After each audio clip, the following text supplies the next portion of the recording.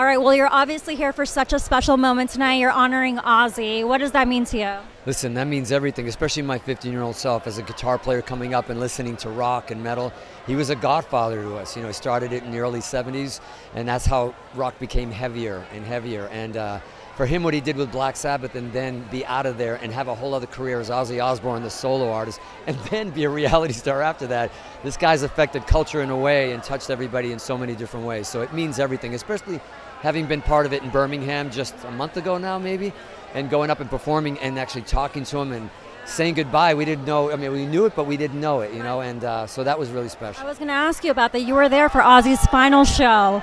Such a special moment. First of all, how did you get the call to be a part of that? What did that mean to you? Well, Sharon, you know, when I was 15 and his guitar player passed in a bad plane accident in like 1982 or 81, I believed when I was 14 that I was going to replace him. And there was an ad to send a cassette in. Yeah, 1900, a cassette. So I did. I put a cassette together at 15, send it in. This is my gig. I'm going to get it. Of course, nobody ever called. Cut to 12 years later. I'm opening for Aerosmith with Extreme in London, and my booking is coming with Sharon just called. Ozzy wants you and wants you to be in the band. And this is like 1995, 96. And I said no.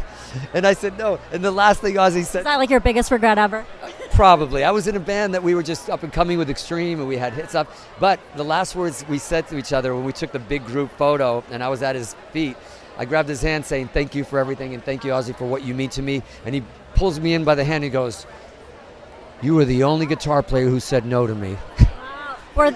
Were those the last words he said to you? That's the last word. But he laughed. He goes, "I love you," and he laughs. He goes, "Thank you for being here to honor him." And I was like, "Thank you." I said, "Thank you for everything." How special to be a part of that show. What was the energy like for those of us that weren't there? Just describe the feeling and just everybody in the room. Like, what did it feel like to take the stage with him? Yeah, you know what really blew my mind is that when you get Guns N' Roses and Metallica, the biggest bands in the world, to come together to do something. I've been part of those things before, you know, tributes, and it's always like everybody's egos, they're rock stars. All of a sudden, every member of every band is in the same room. It was like heavy metal summer camp.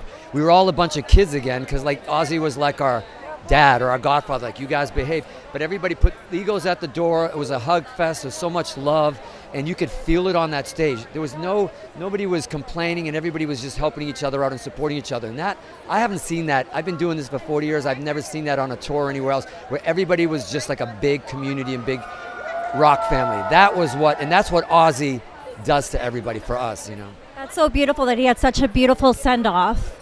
And you're taking the stage tonight with other rock legends. Right, from Aerosmith, Joe Perry, and Steven Tyler. What have rehearsals been like to be with their company and take the stage with them, and what can you tease? Listen, not only asked to be playing guitar on it, but to be music director for the whole thing. It was like I had to, you know, pull these guys in together, like we said, for Ozzy. Let's do this for Ozzy. We know there's Aerosmith is iconic. We know Youngblood is an incredible up-and-coming artist that's probably going to take over the world, it seems like, because he's so incredible. But you know what? We got to do this for him. So let's put our egos down, and we pull together, and there's beautiful like harmonies and vocals going to happen, and we're going to like blow the roof off the place in the beginning, but I think there's going to be some tears in the end.